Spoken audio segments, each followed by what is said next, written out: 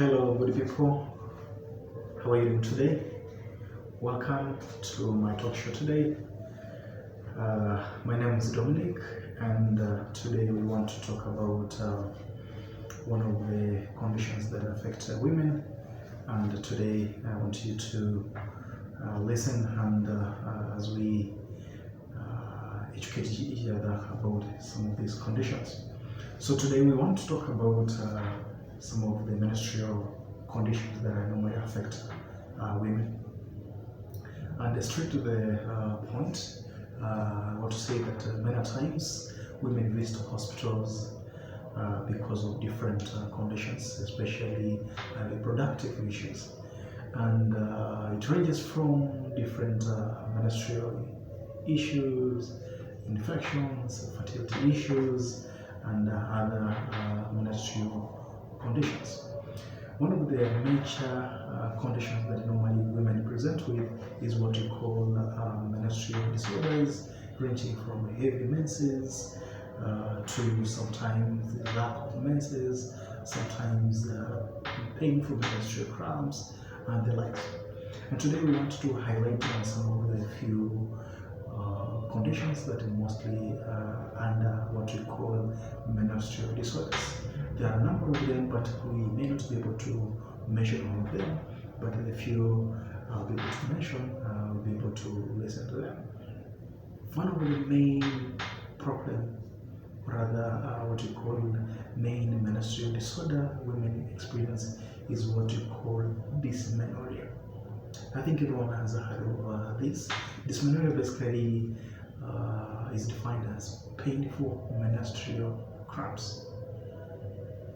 Most women experience this basically in times each month, maybe when they get their menses, they do experience a lot of pain, that is cramps.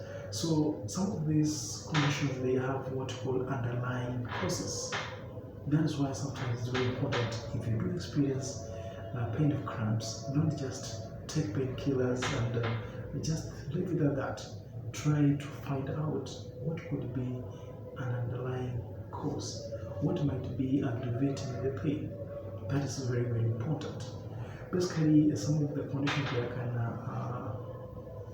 aggravate painful menses is what we call PID. PID in full, it means pelvic inflammatory disease. This is a condition sometimes which can increase pain with your menses.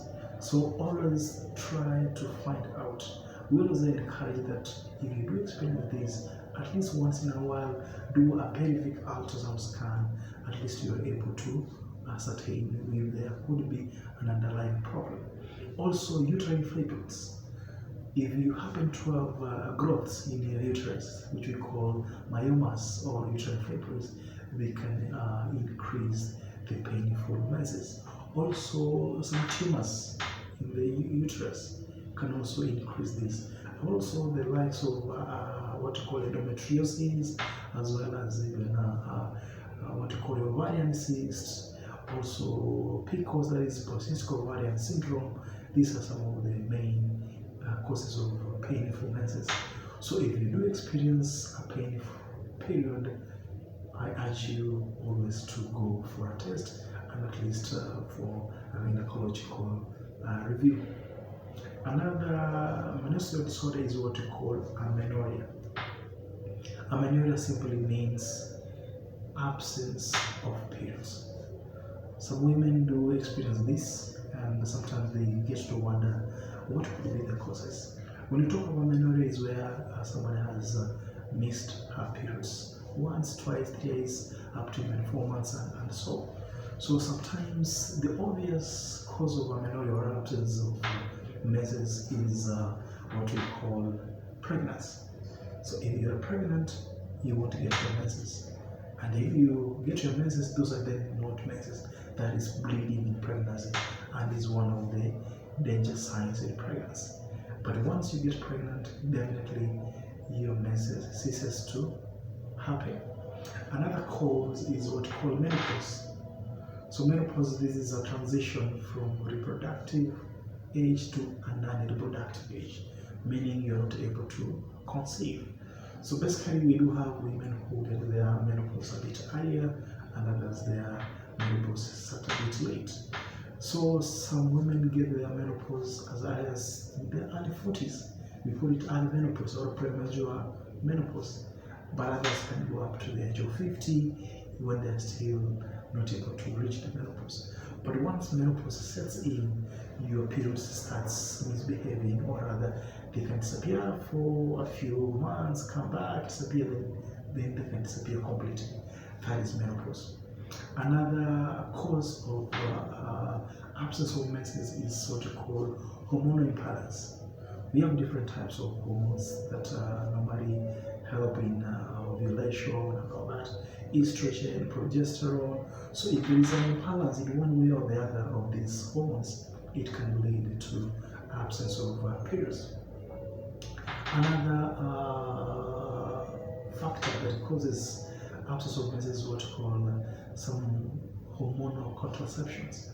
Some women normally report of absence of periods, especially when they get the 3-month injection, the implants, the likes of Jadel or no plants. Sometimes they experience absence of menses. So it's one of the side effects that can happen when you are on hormonal contraceptions. Another cause is what we call medication side effects. We do have some medications that you can take, and they may end up causing changes in the menstrual cycle, one of it being absence of menses, or just taking long before you get your menses back. Stress is another thing. If somebody is stressed, the hormones in the body changes, and it can lead to absence of periods. Or the other way around, some people, when they have stress, they may have their menses come even heavier or come unexpectedly. Delayed puberty. Sometimes we do have women who start their menses at a very late age, where others start a bit earlier, others may start their puberty a bit later. So this is one of the things that can cause what we call period delay. Sometimes what we call weather changes, emotional changes, diet changes is one of the things that can also affect menstrual changes. Number 3, we want to talk about one of the things which also causes a lot of havoc in women. That is menorrhaea. Menorrhaea basically means heavy and prolonged periods or prolonged menstrual bleeding. So when you talk about heavy menses or prolonged menses, this is where we mean getting periods beyond 7 days, and also able to change your pad or tampon more than 5 times a day. So if you do experience periods which are heavy and prolonged over 7 days, that is what we call menorrhaea. So menorrhaea is one of the things that causes a lot of havoc. Sometimes it may even lead to somebody getting anemia, where because you are losing a lot of blood, you end up being anemic. So some of the causes, again, is one of the causes we have also talked on the other aspects. That is PID, is one of the things which can cause that. That is inflammatory disease. We have talked about fibroids. Fibroids actually, they can bleed. And once they bleed, you end up getting a prolonged period. Another thing is sometimes what we call polyps, or sometimes uterine tumors which may bleed. For this case, it can also cause menorrhaea. Also, a condition called endometriosis can cause that. Alongside that, we do have conditions like adenomyosis and sometimes what we call cervical stenosis. Don't forget that sometimes, although rare, even some cancers, especially cervical cancer, uterine cancer, and the other cancers can also cause heavy periods. So another condition or rather menstrual disorder that normally affects women is what you call menorrhoea. Menorrhoea basically means irregular menses, particularly between expected time. So when you talk of irregular menses, it means you are expecting this period at this particular date. It comes a bit earlier or it comes later. That is irregular menses. So menorrhoea, it can happen also due to hormonal imbalance, due to endometriosis, uterine fibroids, and sometimes even cancers can cause this kind of cause. Hormonal imbalance, premenopause, and all those kind of things can also cause.